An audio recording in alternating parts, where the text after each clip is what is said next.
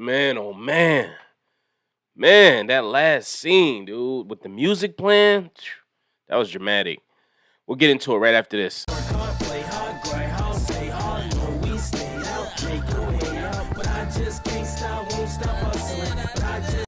So The Shy, season 4, episode 2, entitled Coolie High. I like how they doing a little callbacks to certain shows or certain movies. Last one was Soul Food. This one's Coolie High. I want to see next week what it's going to be. But anyway, let's unpack this. And listen, got a lot of flack from my last review of season 4, the premiere. I thought it was less than stellar, and people came for me. I got called the lame, toxic, negative, and I'm like, yo, I'm just giving my opinion. I want all black shows to succeed. And hey, listen, even though I don't like it, I'm gonna watch it. It's just like Smokey and Debo. When he ain't around, I'm gonna still watch it. But I thought this episode was a lot better than the previous episode. It still was a little more slow paced, and it had a lot of boring moments. It had a lot of things that could have probably just been left out entirely. But like I said on my last review, they trying to stretch what they could do with these characters that they have in this universe. And as I seen in the preview for the next episode, they'll be introducing some new characters, and I think it's gonna pick up. This is just the pacing. They're setting up things. So I get it. I do get it. But let's talk about this episode, season 4, episode 2. I thought this episode was decent. It showed the downward spiral of Kevin even further. He went on a college tour. And dude, what is Kev doing? And it seems like Kevin has more trauma from the police incident than Jake, and Jake actually went through it. But Jake, I know, is a little more rough around the edges, so he's able to wear it more. He's able to wear it or hide it better, I should say. Whereas Kevin isn't really caught from that cloth, and he just never experienced that. But it's just like, yo, nothing happened to you. It happened to Jake. So why are you so? I just don't get why he's so. Why is he taking it so hard? He's taking it harder than Jake is. Jake's using it to his advantage like he should be. He got Becky on his arm, and as we've seen from last episode, he gonna wind up taking Kevin girl because Kevin keep being emotional. They're on a bus, and she's talking about what she want to do with her future, and he's just like, I don't know. And she's like, I want us to be evenly yoked, and I like that young girl. Like the character she plays. Her father he's doing a good job raising her as far as his education. But even when she was breaking down how college is a trap, that's how a lot of people feel. I know a lot of people that went to college, graduated. I know a lot of people who haven't went to college, and they met somewhere in the middle, and they both have the same ideologies about college. It's a trap. Like, know a lot of people that went to school for years and they don't even have a job for what they majored in, but they're still paying student loans. So I thought that was a great point, and I like how when she was having a conversation, they were switching between scenes and they were switching the angles of the camera. And I said this in the last review, the cinematography in this season is by far the best. What they're doing with the cameras now, how they're panning in, how they're panning out, the angles, the slow motion shots, even the soundtrack is phenomenal. They're doing a great job with that. I love this shit. And I'm a music guy, so I appreciate it. Even when the trailer with the Marvin Gaye sample, I was just like, yo, this makes you wanna holler. I'm like, yo, this is gonna be good. See, you know what I mean? Like, I'm like, yo, this is good shit. But Kevin ultimately finds some white boys, some frat boys playing a video game. That's his thing. Jake even was a player and gave him some money.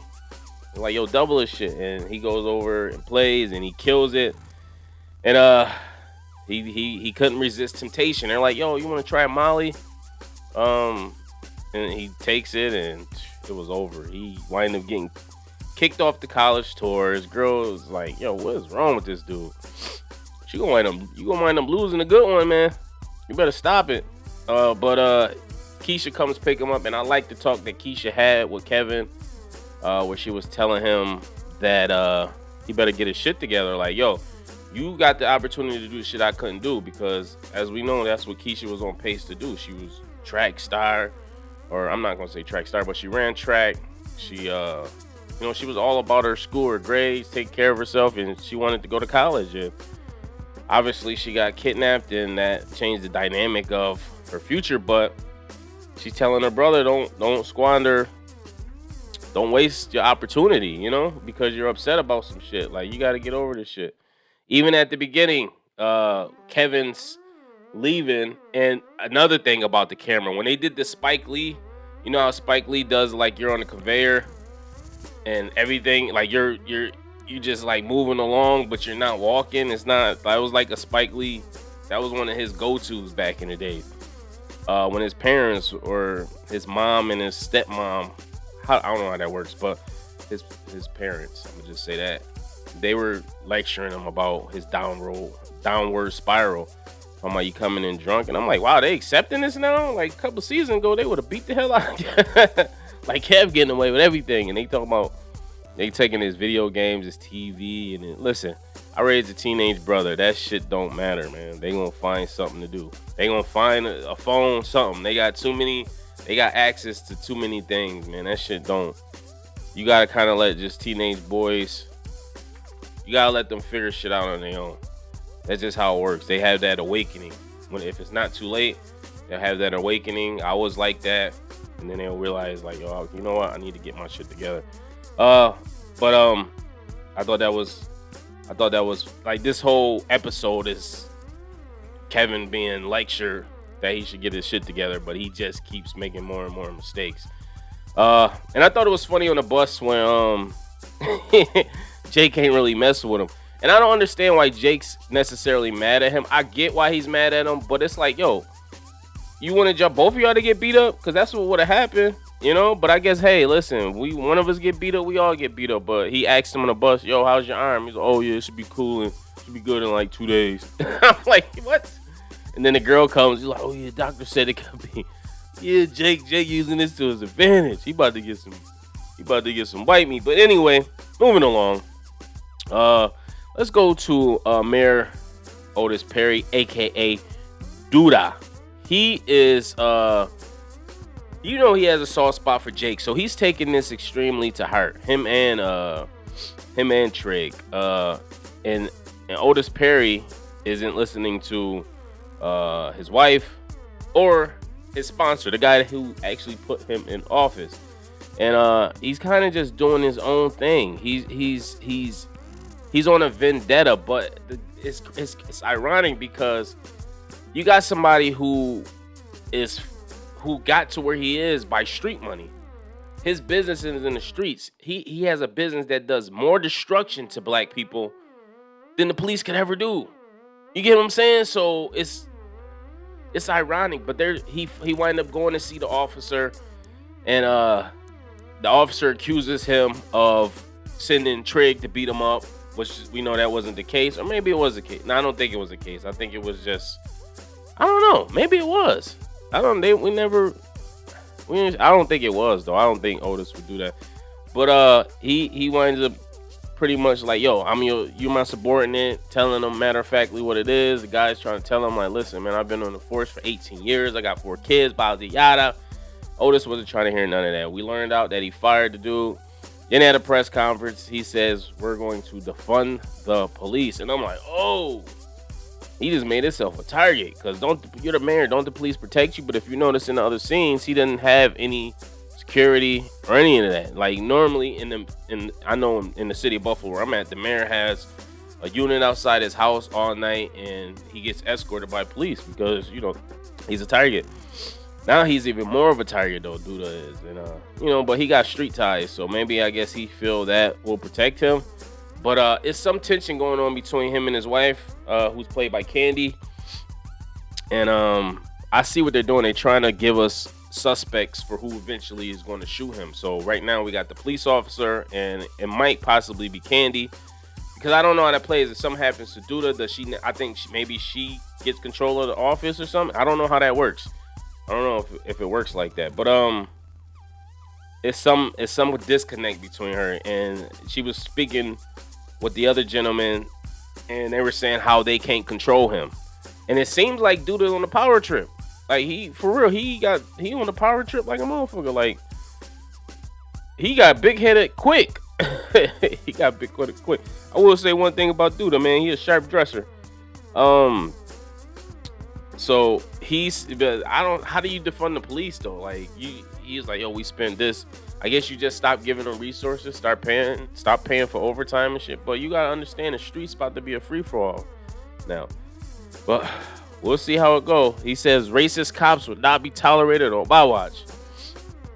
And yeah, that's it. But anyway, all right, let's get to Trig. So Trig, I like the conversation he had with Jake prior to his college tour. And I like what he said. He said something very powerful. He said, you don't have to be strong all the time or something to that effect. I thought that was very, very, as minimal as it was, I thought that was powerful. And I thought was even more powerful was Jake's response when he said, yeah, we do. Like we got to all the time. Like we got to be all the time. We got to be like this. I'm like, yo, that's some powerful. That's good writing right there. Now that's the writing I'm talking about. I don't know who wrote this episode, but that's good writing right there, man. And I like Luke James, how he's coming into this character. The first season, I said it myself. I'm like, yo, and I even said it in the last episode, I believe. I'm like, yo, he's too clean cut to play this type of role. Like he's Johnny Gill in New Edition. He's played all these other type of roles, but I see he's fully involving and coming into this role as Trig. He's full, this is how Reg would have been. No, rough, no haircut, just, the first season he was robbing something with some Vans on. I'm like, what? Reg wouldn't wear no damn Vans. Robbing, like, what are you doing? So I like the fact he's fully coming into himself and in this character. And he's a good big brother, and he has genuine love for Jake, man. And that's what Jake needs, and Jake feels that because before he leaves out, he say, man, I love you. And he's like, yo, I love you too. So it's good for Jake to have that love. And Duda feels the same way about Jake, man. So he know he got two people in his corner that love him. One is he tied to the streets, and then the other one is the mayor. So that's a powerful something to have in your back pocket. Trig also goes to pick up his new friend. His name is Shad. He just got released from prison. And he takes him back to Trig's place. They got a surprise welcome home party for him. And he aggressively flirts with Imani. And it was weird because prior to even getting to the house, he was talking about Imani and how fine he heard she was fine. And kind of like back in the day, maybe they used to share girls, or it was like, yo, what's mine is yours. But Trey let him know, like, nah, you gotta chill. Like, you gotta chill out on that. And it was Jason Weaver that played it. And I was like, Jason Weaver, I didn't even hear he was gonna be on this show, but he wound up getting a spot, and he looked like a sleazeball. like not Jason Weaver himself, but his character. Like he just, you could tell he a sleazeball. Like you could tell it's gonna be something going on. And he at the party, he tries to flirt with Imani. He going at Imani right in front of Trig's face. I'm like, yo, dude, like I would have smacked the hell out this dude. But Imani felt uncomfortable, you could tell, and she tells him like how she feels, but he drops the bomb on her that he's letting Shad stay there, and she like, what? And he like, yo, the man did a bit for me, I gotta look out for him. And just asking her to give him a chance, and she agrees, but it's gonna be something going there. Okay, but the old heads. Now listen. All right, before we get to that, let's talk about Emmett. We gotta talk about Emmett. And they dragging this. They really been dragging this. Listen. Cheating is something men do. Have been doing. But black men don't cheat. Not no more. We don't cheat. But listen, we understand, Emmett. A lot of times when men have been in relationships and they slipped up to temptation, they have felt bad about it. Feel good. That's just natural. But what they have not done is told on themselves. I mean, it's some men that have done that dumb shit, but 9 times out of 10, the best thing to do is just change behavior. You know, if you really feel that bad, or if you feel like, listen, I'm hurting this person, you be like, you know what, I'm not doing that again. But it ain't no need to tell her, y'all married now. Like, you did that before y'all got married. Y'all married now. That was in the past. But dude, this dude is having he's hearing his father in his head. He's like, we was bound to meet up with the same girl eventually. Like, why he's having sex with his girl? I'm like, yo, this is wild. But prior to that, they were looking for what's her name? Keisha works inside a thrift store now. And she has a crappy boss who's always getting on her about everything. And Emmett and his dad wind up coming to the store, and this gives Keisha and Emmett a moment to speak, and he's telling her how he feels about the fact that he hasn't told his girl that he smashed Dom. And she's like, you still haven't told her that? Like, I've been told you today. He was like, yeah. And Keisha get the best advice. Like, she really just get the best advice. And eventually he winds up telling her. And I knew where this was leading when she was meeting with the dude, because he said he didn't want to. I'm like, yo, okay, this is a little predictable. But they dragged this for so long. It's just like, dude, I understand it's okay to feel guilty about something, but bro, just let it go. Like, like I said, it was the past. Before you was married, you took a vow now. Just don't do it again. But he feels that bad about it. And I think it was more so that she would have found out without him telling her. That might have been it too. But he finally tells her, and he tells her why they smashing. I'm like, well, this kind of awkward. And she goes out and bounces. And I knew right where she was going. She wound up going to see, I forget the name. I think his name is Corey something, his real name. But she winds up going to see him. And man, did she go see him. That's how women give it up though, man. Listen, women don't just, he like, okay, we talk about this. No, the only way they gonna get over something is getting on top of something. But anyway, moving on. Let's go to Darnell, Nina, Dre, Jada, and Sway. They attended class 1998 reunion. Damn, 1998 is when they graduated. That's old. They old as hell.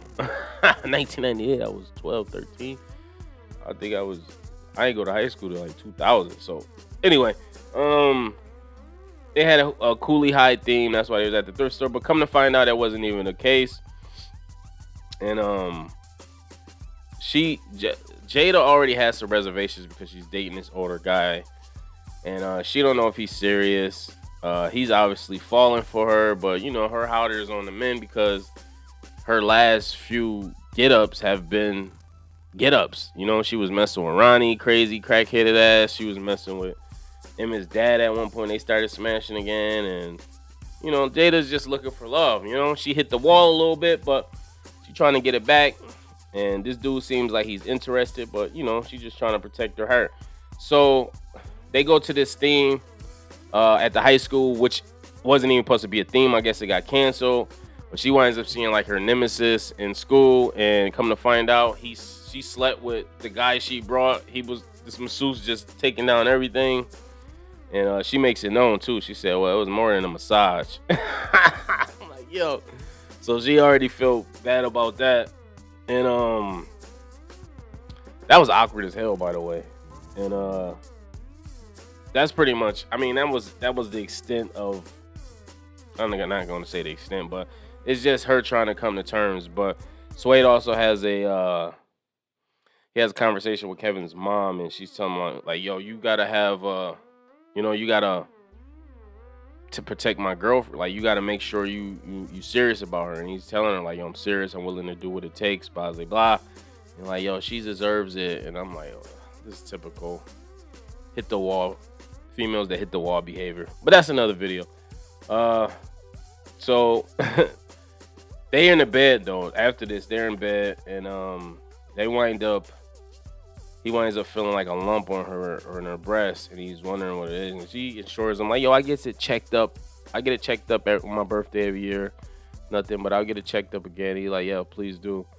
And come to find out, it was something crazy. Let me get to that in a minute, but I want to get to I want to speak on when the police were pulling that guy over outside the store and Trig started filming.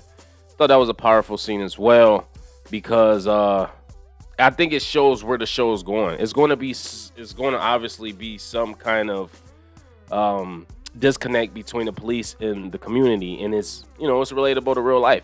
Now this is taking on a stance of defund the police.